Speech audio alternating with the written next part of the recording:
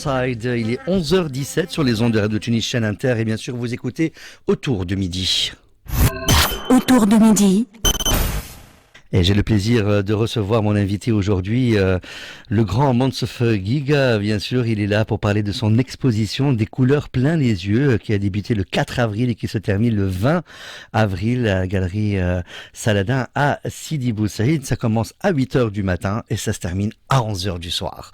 Avant de commencer, Monsef Giga, entre bistouri et pinceau, vous êtes né à Tunis en 1950. Monsef Giga est un artiste à la trajectoire singulière. D'abord, chirurgien esthétique, il a longtemps sculpté les visages dans les blocs opératoires avant de transférer sa quête de beauté sur la toile.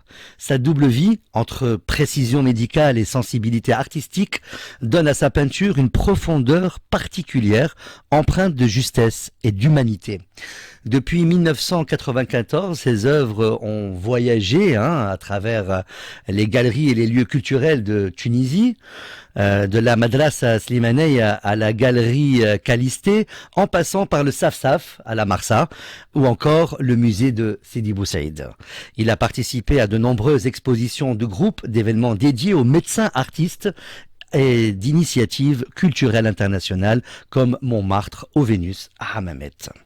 Peintre de la couleur et des émotions, Monsef Giga expose du 4 au 20 avril 2025 à la galerie Saladin à Sidi Bou Saïd avec une nouvelle série intitulée Des couleurs plein les yeux. Un titre qui résume bien son approche, généreuse, sensible et lumineuse. Monsef Giga, bonjour et bienvenue. Bonjour, merci de m'avoir reçu. J'espère que votre portrait a été bien fait. C'est mon portrait. On augmente un peu le son de votre voix, s'il vous plaît. Alors, déjà, Monsef Giga, on connaît le médecin, on découvre l'artiste. On découvre, en tout cas pour celles qui ne vous connaissent pas. Comment passe-t-on du bistouri au pinceau ? En fait, je peux dire que j'ai de la chance d'avoir deux passions.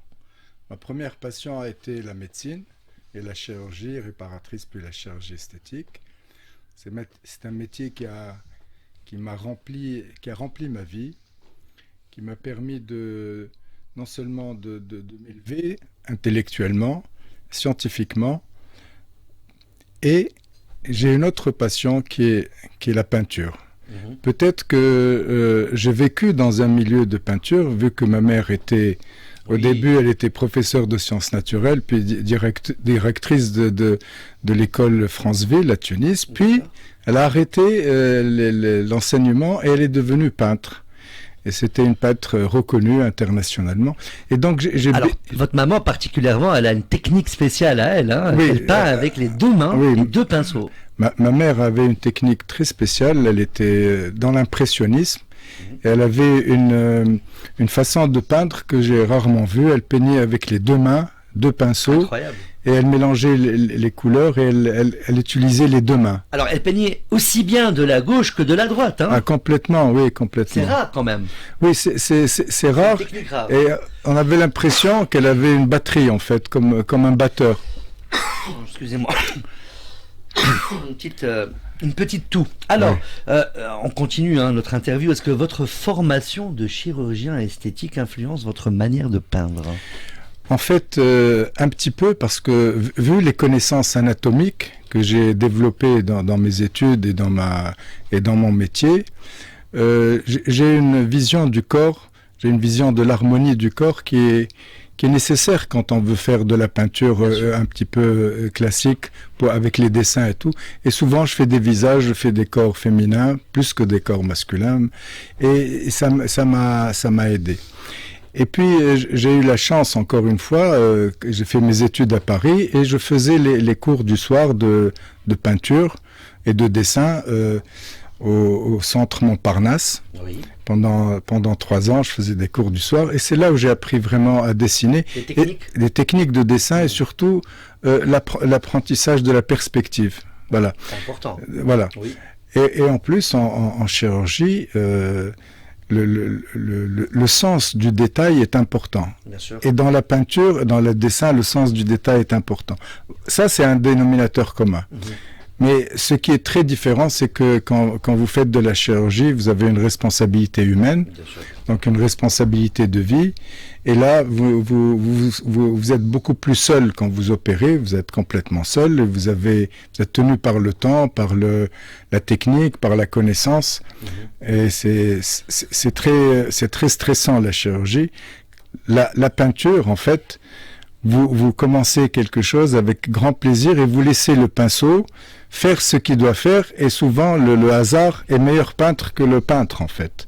Mais en plus, une toile, elle peut se faire en 1 mois, en 3 semaines. Voilà, on peut l'arrêter. Sur la table d'opération, on a 2-3 heures. Exactement, on peut l'arrêter, boire un café. Months of Giga, finalement, la beauté, vous l'avez toujours cherchée, mais elle se trouve où pour vous aujourd'hui? Sur le visage ou sur la toile? La beauté, elle est dans la vie. Moi, j'ai une façon de dire que je ne conçois pas une vie sans beauté, sans lumière et sans couleur. Pour moi, c'est un autre monde. C'est le monde des ténèbres. S'il n'y a pas d'amour, s'il n'y a pas de couleur, s'il n'y a pas de lumière, il n'y a que les ténèbres. Donc la beauté est dans la vie. Bien sûr. Et la beauté, je vais vous faire une confidence que vous connaissez, la beauté rend heureux. Quand vous voyez un beau paysage, vous êtes heureux. Quand vous voyez une jolie femme, vous êtes heureux. Toujours. Quand vous voyez un bel animal, vous êtes heureux. Quand vous voyez une belle voiture, vous êtes heureux. Donc la beauté rend heureux. La beauté rend heureux. Et apaise aussi. Bien sûr. Et donc, la couleur fait partie de... Vous avez rendu beaucoup de femmes et beaucoup d'hommes heureux, alors, finalement, dans votre... J'espère qu'ils ne me voudront pas. Maintenant, de toute façon, j'ai quitté. Et j'ai quitté mes malades avant qu'elles ne me quittent. Mais en tout cas, la beauté ne vous quitte pas, et la beauté, elle est dans le cœur aussi. La beauté est dans l'émotion, la beauté, elle est dans le cœur. C'est vrai. Et il n'y a pas de vie sans beauté. Vous imaginez une vie sans beauté? Non. Bon, c'est morose. C'est morose, c'est même dangereux pour le psychisme. Hein. Une question d'actualité peut-être internationale. Months of Giga, en tant que peintre aussi, est-ce que l'actualité a de l'influence sur vos peintures? Et quand je parle d'actualité, je parle des guerres, je parle de la négativité, des morts à Gaza, tout ce qui se passe là-bas, ce génocide en cours, est-ce que ça vous influence? Alors, ce qui se passe à Gaza, non seulement m'a influencé cette année, mais ça m'a tourmenté.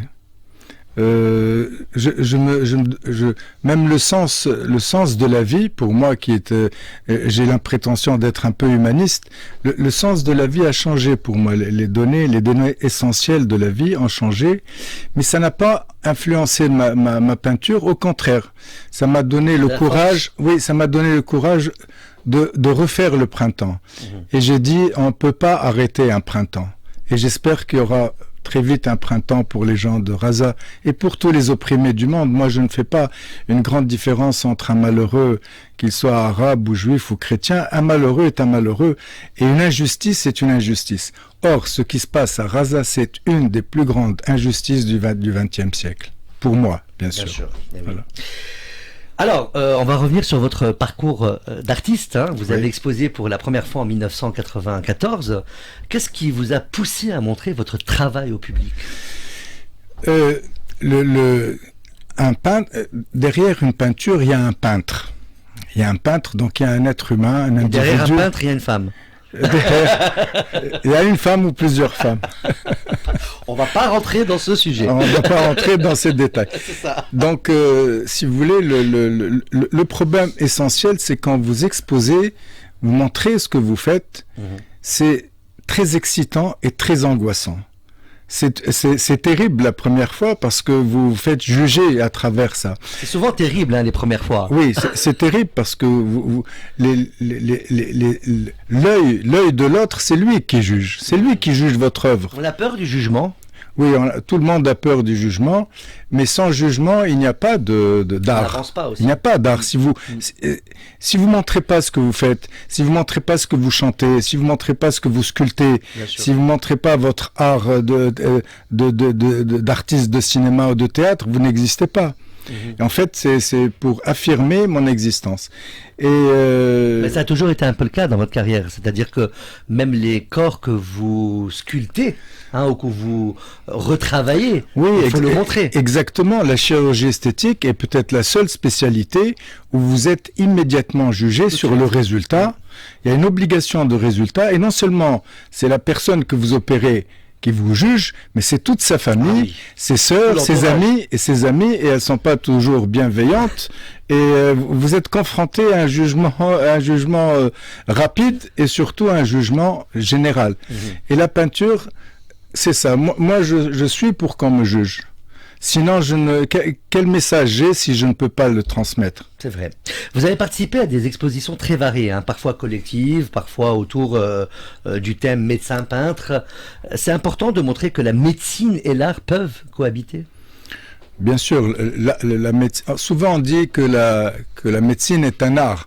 En fait, dans le sens techné. L'art en grec, ça veut dire techné, c'est une technique. La médecine esthétique et la chirurgie esthétique est un vrai art. Parce qu'on ne conçoit pas réparer une chose sans l'améliorer, sans lui donner le sens de l'harmonie, c'est un message de beauté, en fait, la chirurgie esthétique. Alors, comment votre peinture a-t-elle évolué avec le temps? Qu'est-ce qui a changé entre 1994 et 2025?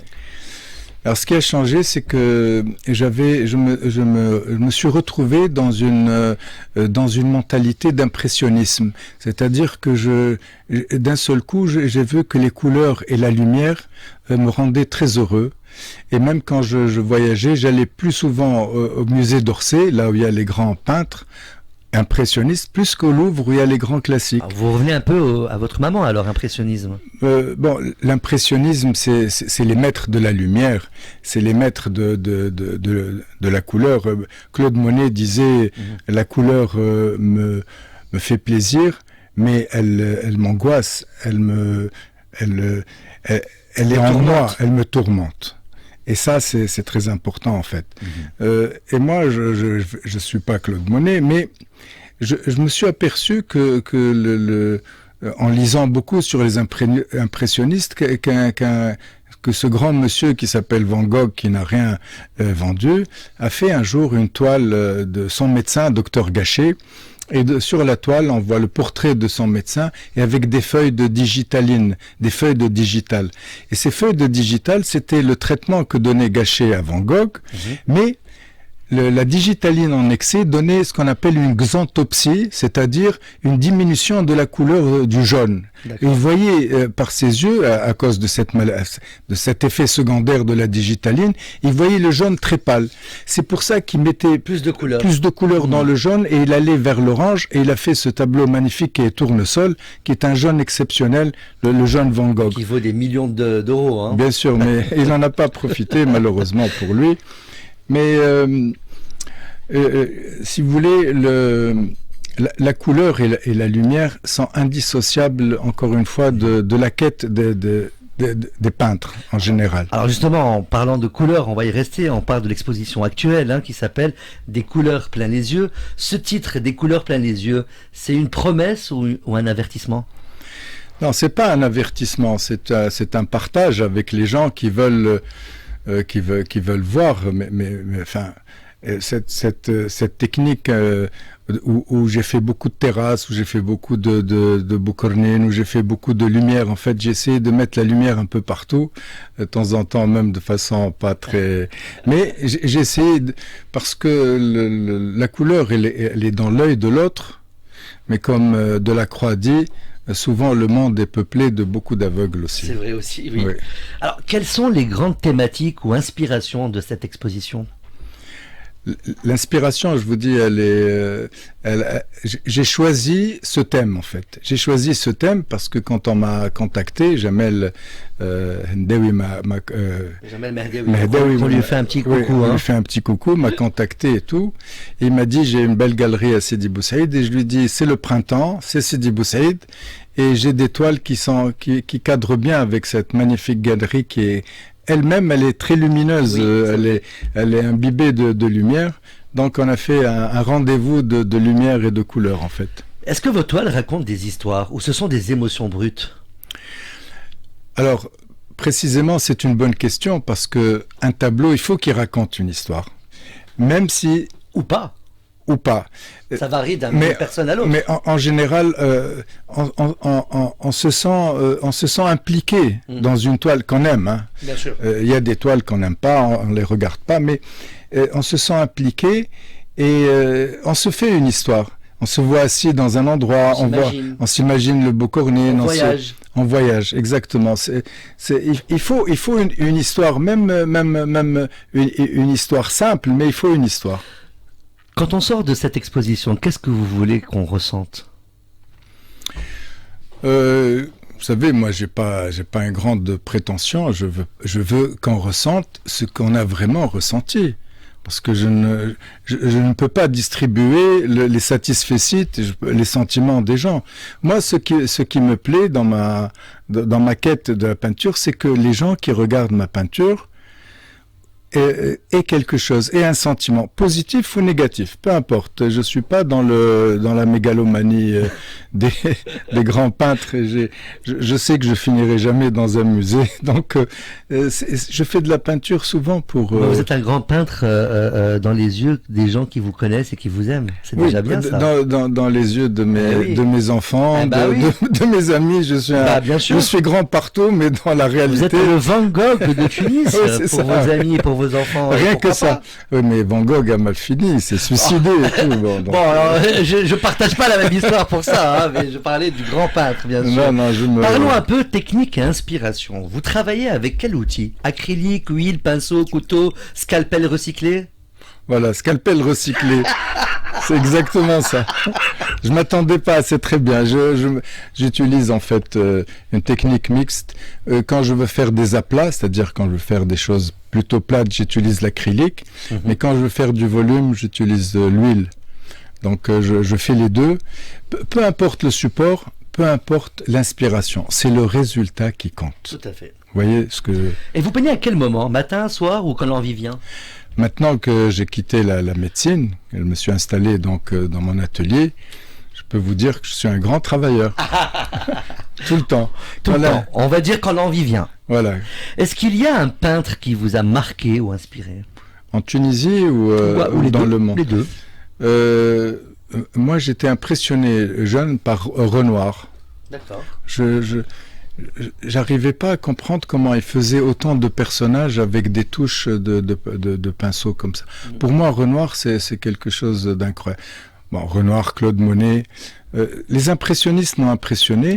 et puis Rembrandt, parce que il a fait quelque chose d'incroyable. Il a fait un tableau où on voit le docteur Tulpe, qui est un chirurgien qui est en train de disséquer, et tous les étudiants sont derrière lui, et ils regardent la dissection.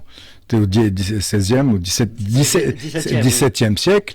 Et ce tableau de Rembrandt, je l'ai vu souvent, et la lumière, elle vient sur la dissection et tout. C'est quelque chose d'incroyable. Pour moi, Rembrandt, Van Gogh, Renoir, Monet, oui.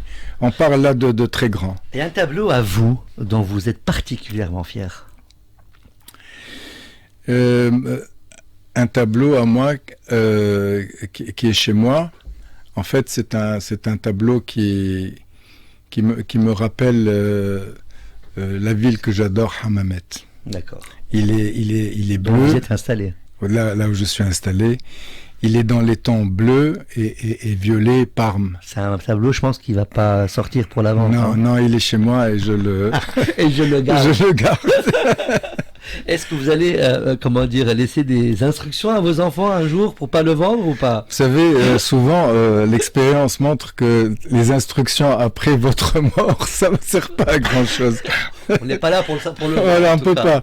Parlons un peu aussi du regard sur l'art et la Tunisie. Est-ce que vous sentez une évolution de la place des artistes en Tunisie aujourd'hui? Oui, je sens une évolution qui a été très rapide pendant la révolution. La révolution pas tunisienne, la révolution à la tunisienne, parce qu'on a une autre révolution à nous. Donc il y a eu un spike, une poussée énorme, au niveau théâtral, au niveau musique, au niveau culturel, oui. Et malgré les chiens de garde de la culture à ce moment-là, qui voulaient orienter la culture vers une idéologie, vers une théologie, etc. Tout le monde se rappelle de ce qui s'est passé. Et malgré ça, il y a eu une réaction magnifique. Moi, si j'ai une critique, je critique jamais les peintres parce que les peintres, c'est des producteurs d'émotions. C'est pas, même ceux qui recopient, pour moi, c'est un acte énorme. Oui. Simplement, ce qui me dérange un peu, c'est quand un peintre se met directement à l'abstrait sans avoir la connaissance du dessin. C'est comme quelqu'un qui brouille l'eau pour montrer qu'elle est profonde, ce que disait Nietzsche. Oui. Il faut pas brouiller l'eau pour montrer que c'est profond. Donc les gens qui veulent vraiment avancer, les plus grands abstraits comme Miro, comme Picasso et tout, sont des grands peintres classiques aussi. Donc il faut, c'est un apprentissage. Le dessin, ça s'apprend comme le chinois, ça s'apprend en fait. Hein. Est-ce que le public tunisien est plus curieux, plus exigeant qu'avant ? Ça, il faut le demander au galeriste. Il est plus exigeant, sûrement, parce que maintenant il a un œil qui s'est habitué à voir. Il compare les choses, oui, sûrement, il est plus exigeant. Simplement, vous savez, c'est un coût. C'est un coût, là. On peut adorer, aimer et ne pas pouvoir acheter. C'est clair. Voilà. Et l'âge vitrine. Voilà. Non, mais c'est pas grave. Bien sûr. Mais souvent, la curiosité, c'est déjà... Voilà. Mais souvent, les peintres qui ne font que ça, malheureusement, ceux qui vivent de leur peinture, tirent difficilement, ils arrivent difficilement à s'en sortir. À finir les fins de mois. Voilà, exactement, parce que la peinture coûte cher, les prix sont souvent chers, et les gens n'arrivent pas à suivre, même s'ils ont envie. Vous voyez ? Un rêve d'exposition ailleurs dans le monde ? En fait, j'aimerais bien le faire, mais je suis trop paresseux pour emmener l'étoile, aller rester 10 ou 15 jours dans un pays. C'est pas ma quête. Ma quête est essentiellement, je suis passionnément égoïste. J'aimerais garder tous mes tableaux, en fait. Donc, tout à votre honneur. Hein. Voilà. On va parler un peu plus personnel, hein. Chirurgien, peintre. Vous avez tout fait. Il vous reste quoi sur votre bucket list ? Qu'est-ce qui me reste ? Qu'est-ce qui vous reste ? Tout le reste de la vie, c'est énorme. En fait, je suis chirurgien parce que je suis médecin, je suis peintre parce que c'est ma passion, et puis maintenant je fais partie de la Société tunisienne de l'histoire de la médecine et de la pharmacie, et j'ai écrit un livre sur l'histoire de la médecine, et je suis en train de terminer là bientôt dans 15 jours un livre sur l'histoire de la chirurgie. Vous revenez chez moi pour ça. La chirurgie esthétique, oui.